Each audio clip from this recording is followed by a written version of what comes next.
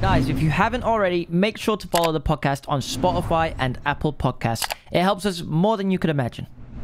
And you do make a lot of your own shoes now as well, Yeah, actually, we do, don't yeah. you? When did you drop your first shoe? 2015. And then ever since then, you've just gone with it? No, that's the hardest struggle. You know, you said a hoodie takes 6 months. Yeah. Try making a shoe. Yeah. Well, we had one of my friends has just yeah. started his shoe brand called Right. No Two Ways. Right, okay. And he's sort of been going through the same sort of thing. And I mean, his stuff has been doing amazingly well. But you know, it's just, I talked to him about the hoodies, and then he just says, okay, now imagine all your problems, but times it by 2. Yeah. You then have, like, you know, the issue of shoes, because it's such a hard, like, market to sort of get into. And even just the communication, because it's like, I know clothes are 3D, but you can draw clothes, Yeah. and you can give them a pattern.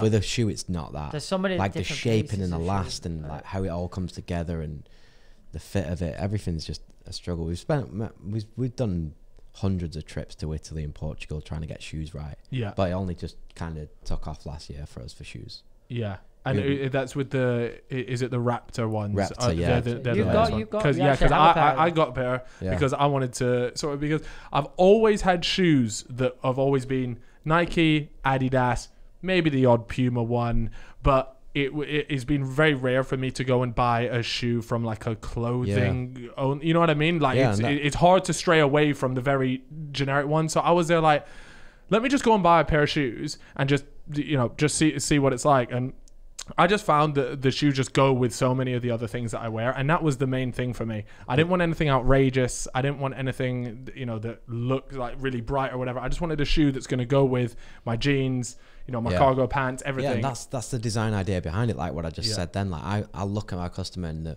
they're all wearing Nike Dunks. Mm-hmm. So I need to make a luxury dunk that looks way better than a dunk, has a better shape than a dunk, and fits better with the pant than a dunk, but make it our own. Yeah. And that's like the initial concept between like anything. Yeah. And how, like, in terms of shoe sales and things like that, how have you found them in comparison to like the clothing stuff?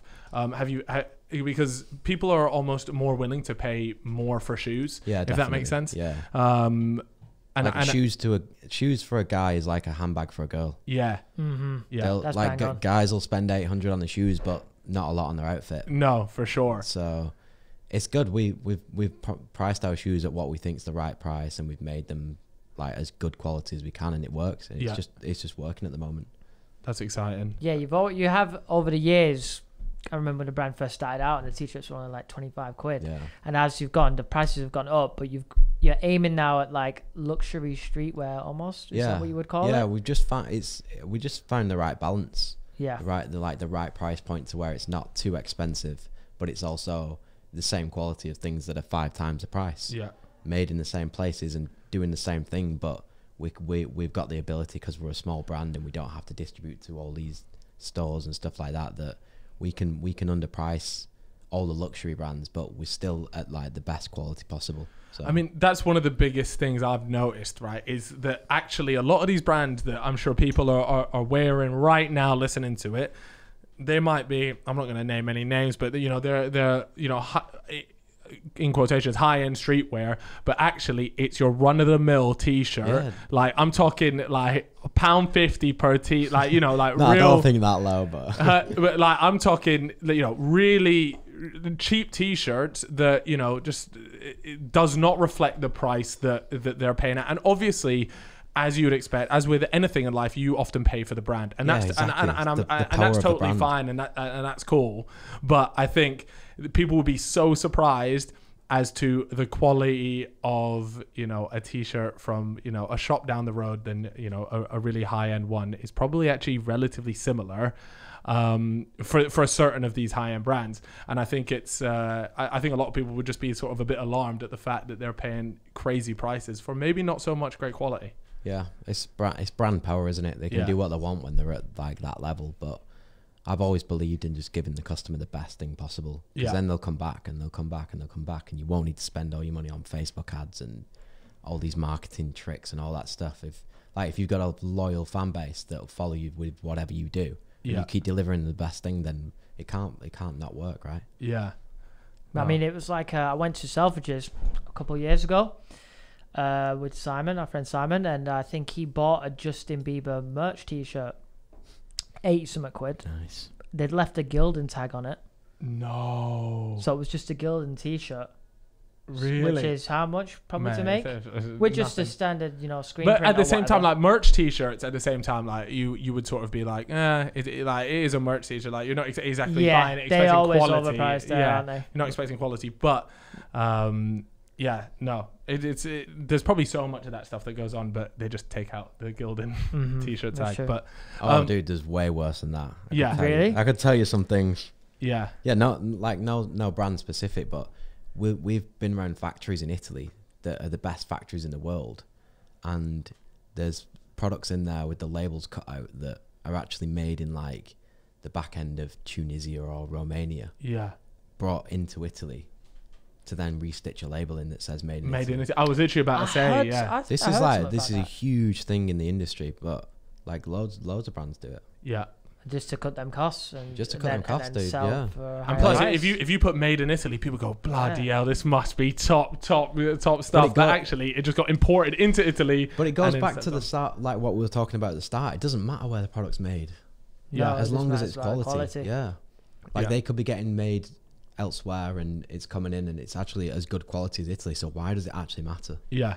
That's just the world, isn't it? Yeah. We've all just been convinced that shit's from Italy, which means it's just in your head, isn't it? Yeah, it's a head thing. Yeah, it's just a mental thing. One of the stories that we actually read about yourself was that you actually Chip mentioned obviously Justin Bieber and how there was like a story around that, how you bumped into him and then he just asked for a bunch of garms and then he started wearing them. Like how exactly did that work? Like that's obviously a pretty sick plug. Nowadays, I mean, I went on your guys the Represent Instagram and you've got everyone, like loads of people are wearing it. That's now all but, John. yeah but it's at the point where it's like getting Justin Bieber, one of the biggest people, especially in a time that we're talking, when he was was it his Purpose tour? 2016 Purpose tour. I mean, that is a banging album, by the way. I don't want to hear any slander on that album ever because that shit bangs. If you watch his latest documentary on his new album, like he was going through some bad shit then, and he cancelled the tour, didn't he? Yeah, I remember. We met him in our friend's restaurant. He like booked it out one night whilst we was in Manchester. And my friend texted me. Not a table, just the whole.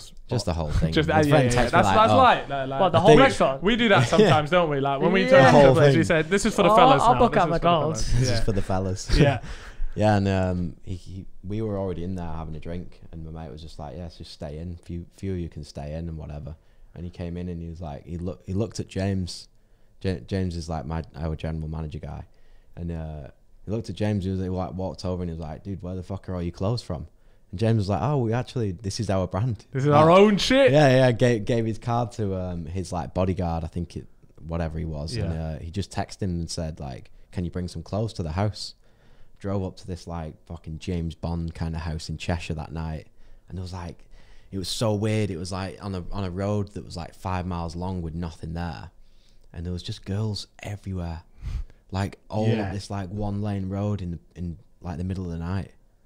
Just absolutely like trying to find him, trying to look for like where his house was. I thought you meant like he was. Dude, like he just had loads of chicks with him. They just knew like where the address was, and They there was hunted him paparazzi everywhere, and you just think, what the fuck's going on? And then you charge him for the clothes, right? You obviously. Here's the invoice. Yeah. Some weird stuff Pay us actually back happened with after that, but what's that? we'll Some leave weird it at stuff. Yeah. Yeah. It got a bit much, but he wore it a lot. Yeah, it was really good. That is a big moment. You're in a restaurant, you're in a mate's restaurant in Manchester, in your hometown.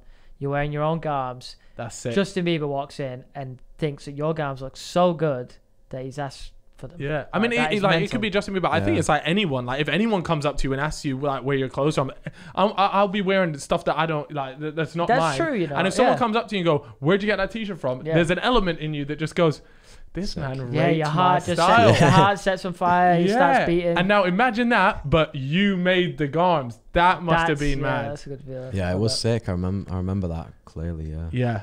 And then from there, I guess it's just one of those things where it's like, you know, you almost, I don't want to, because it's not a lucky break. It's not the reason why it was successful, but it's one of those things where it just really helps out. And then from there, it's the same with the Selfridges thing. One comes in, another comes in. And then nowadays, I think, who was it? Like Young Thug. There's probably a bunch of different people out there that are all just wearing. Yeah, all our favorite rappers wear it, which is really? good. Yeah, that is so a lot cool. More now. Yeah, all of them wear everyone, man. Everyone wears it. I love it. No, wow, that's quality.